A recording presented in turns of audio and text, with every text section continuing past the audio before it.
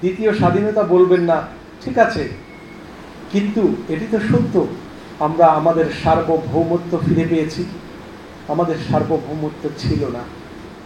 এর যে সত্য, এই সত্য যদি স্বীকার না করা হয়, তাহলে যিনি স্বীকার করবেন না তাকে নিয়ে সন্দেহ করা যায়। আসলে বাংলাদেশের যে বিষয়টি সবচেয়ে গুরুত্বপূর্ণ, সেটি হলো সাংস্কৃতিক লড়াই। রাজনীতি আমরা যেটুকু দেখি, রাজনীতির আড়ালেও সংস্কৃতি লুকিয়ে থাকে। সাংস্কৃতিক লড়াইটাই প্রচন্ড রকম সব জায়গায়, এবং সেটি মিডিয়া কালচার হোক, সেটি ইকোনমি কালচার হোক, সেটি সোশ্যাল কালচার হোক, সবকিছু মিলিয়ে আমরা যদি যোগ বিয়োগ করি, তাহলে শীর্ষে বা প্রধানত কালচারাল লড়াইটি হলো গুরুত্বপূর্ণ। কিন্তু বিষয় হলো এটি সবচেয়ে বেশি অনালোচিত, এবং এই বিষয়ে আমাদের সমস্ত রাজনৈতিক নেতৃবৃন্দ বেখবর। চুপ বলবো না আমি, খবরই নেই। রাজপথ কাঁপানো কথা, এটি বিপ্লবের জন্য খুব জরুরি, কিন্তু একই সাথে জরুরি হলো সাংস্কৃতিক যে কোমল প্রবাহ, যেটা ভেতরে প্রবাহিত হয়, সেই প্রবাহটা। পৃথিবীর অসংখ্য বিপ্লব সাধিত হয়েছে।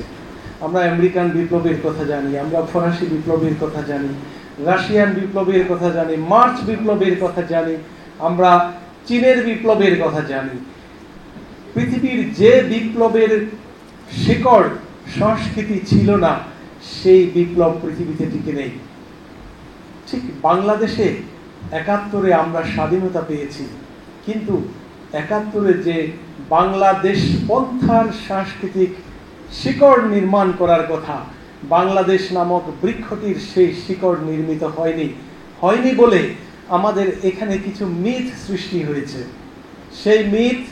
সেই মিথের পূজা করি আমরা। কিছু শব্দের পূজা আছে আমাদের, কিছু চেতনার পূজা আছে।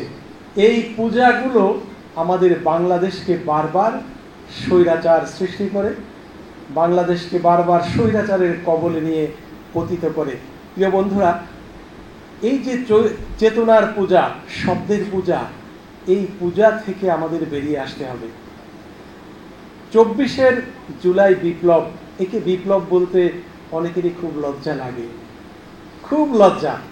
এটা বিপ্লব না, এটি একটি গণ অভ্যুত্থান, এরই গণজাগরণ।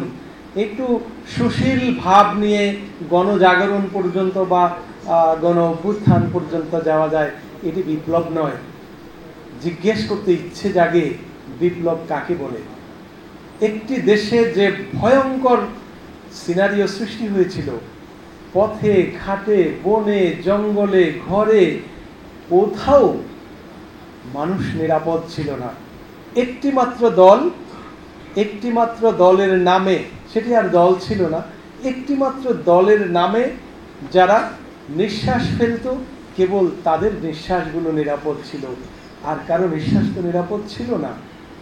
এরকম ভয়ঙ্কর একটি জায়গা থেকে বলুন যে জাতিসংঘ তত্ত্বাবধানে যে ইনভেস্টিগেশন হয়েছে, 67% নাথাল উইপন ব্যবহৃত হয়েছে। এটি যুদ্ধ ছাড়া কোনোভাবে তো এটি সম্ভব নয়। কি করে ব্যবহার হলো? কারা ব্যবহার করলো? কার নির্দেশে ব্যবহার করলো? যার নির্দেশে যারা ব্যবহার করেছে, তারা কি এই দেশের মানুষ হতে পারে? তারা এই দেশের কোনো কল্যাণ চাইতে পারে? তাহলে আমরা কেন সেই মিথে বিশ্বাস করব? প্রিয় বন্ধুরা, দ্বিতীয় স্বাধীনতা বলবেন না, ঠিক আছে, কিন্তু এটি তো সত্য, আমরা আমাদের সার্বভৌমত্ব ফিরে পেয়েছি। আমাদের সার্বভৌমত্ব ছিল না। এর যে সত্য, এই সত্য যদি স্বীকার না করা হয়, তাহলে যিনি স্বীকার করবেন না তাকে নিয়ে সন্দেহ করা যায়। আমি বলছিলাম সাংস্কৃতিক লড়াইয়ের কথা। আমি যে জায়গায় দাঁড়িয়ে কথা বলছি, বাংলা একাডেমি, এটি জাতির মনন যে দেয়া আছে, যে স্লোগান, জাতির মননের প্রতীক, সেই মনন কি চর্চা হচ্ছে? কেন হচ্ছে না? যা হয় তা কি এদেশের মানুষ চায়, এ দেশ চায়, তা কি এদেশের? এই একটি মাত্র জিজ্ঞাসা যদি এরকম প্রত্যেকটি ইনস্টিটিউশনে করা যায়, তাহলে আমাদের ভেতর অন্ধকারটা বেরিয়ে আসবে। কেন হচ্ছে এটা? বিপ্লবের পরে হচ্ছে এই কারণে, যারা বিপ্লবের পরে মসনদে বসেছেন তারা বিপ্লবকে বুকে ধারণ করতে পারেননি। একই সাথে যারা প্রকৃত বিপ্লবী, এদের কেউ মসনদে নেই। এরা এখন এরকম ছোট ছোট অনুষ্ঠান করে তাদের অন্তর জ্বালার কথা, তাদের বুকের বিস্ফোরণের কথা বলতে বাধ্য হচ্ছে যে এটি কি বিপ্লব করেছে আর কি দেখছি। তার মানে এই নয় আমাদের বিপ্লব বৃথা গেছে। আমার মনে হয় আমাদের আরো ভাঙচুরের ভেতর দিয়ে যেতে হবে, আরো লড়াইয়ের ভিতর দিয়ে যেতে হবে। সত্যকে আজ হত্যা করে অত্যাচারের খাড়ায়, নেই কি রে কেউ সত্য সাধক বুক ফুলে আজ দাঁড়ায়। এই বুক ফুলে দাঁড়ানোর মতো মানুষ যেহেতু জেগেছে, বুক ফুলে দাঁড়ানোর মতো তারুণ্য যেহেতু জেগেছে, এদেশে সত্যকে সত্য বলার মানুষ যেহেতু জেগেছে, এটি বলতেই থাকবে এবং বলা হবে। প্রিয় বন্ধুরা, বিপ্লব মানুষ করেনি, বিপ্লব আমাদের জন্য গিফট করা হয়েছে স্রষ্টার তরফ থেকে। না হলে আমাদের এই তরুণ আবাবিলেরা রাতের অন্ধকার ভেদ করে রাজপথে নেমে আসতো না, যারা রক্তের গন্ধ শুকে দাঁড়িয়ে থাকতো না, যারা বুলেটের আগুন ছড়া বুলেট বুকে নিয়ে দাঁড়িয়ে থাকতো না, সেই বিপ্লবীরা এখনো এই মাটিতে আছে। এখন মনে হচ্ছে আমরা বিচ্ছিন্ন হয়েছি, বিভক্ত হয়েছি। না, এই বিভক্তি দূর হতে খুব সময় লাগবে না, কারণ আমরা বাংলাদেশ নামক দেশটিকে ভালোবাসতে শিখেছি। এই জাতির সবচেয়ে বড় সমস্যা, এই জাতিকে তার পরিচয় জানতে দেয়া হয়নি। আমরা যেই পরিচয় পড়ি, আমরা যেই ইতিহাস পড়ি, সেই ইতিহাস আমাদের নয়। আমাদের ইতিহাস তো ৭১ থেকে শুরু হয়নি, আমাদের ইতিহাস তো শুধু ৫২ থেকে শুরু হয়নি। এটি তো ১০০০ বছরের বাংলাদেশ।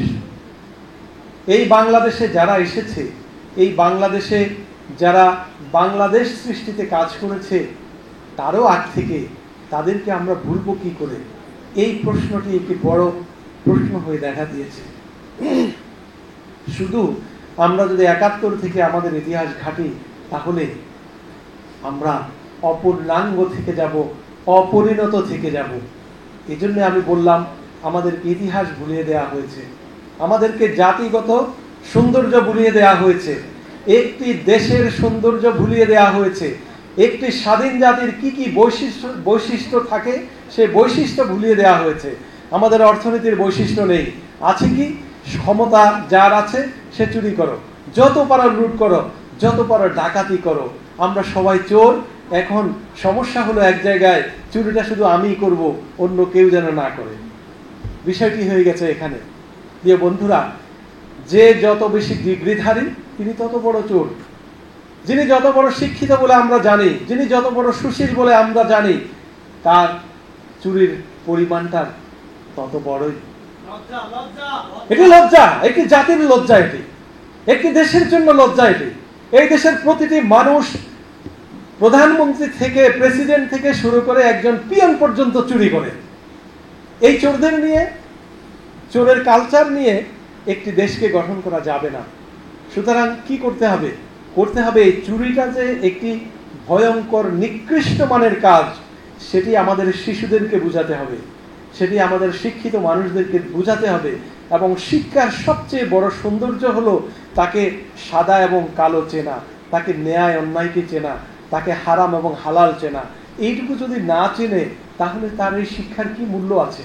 এই শিক্ষা নিয়ে যখন কেউ এগোবে, তখন একটি দেশ যা হবার তাই হয়েছে বাংলাদেশ। কিন্তু আমি আশাবাদী, আমি কবিতার মানুষ, ধ্বংসস্তূপের উপর দাঁড়িয়ে আশা দেখি। আমি দেখছি আগামী বাংলাদেশ আসছে, নতুন বাংলাদেশ আসছে।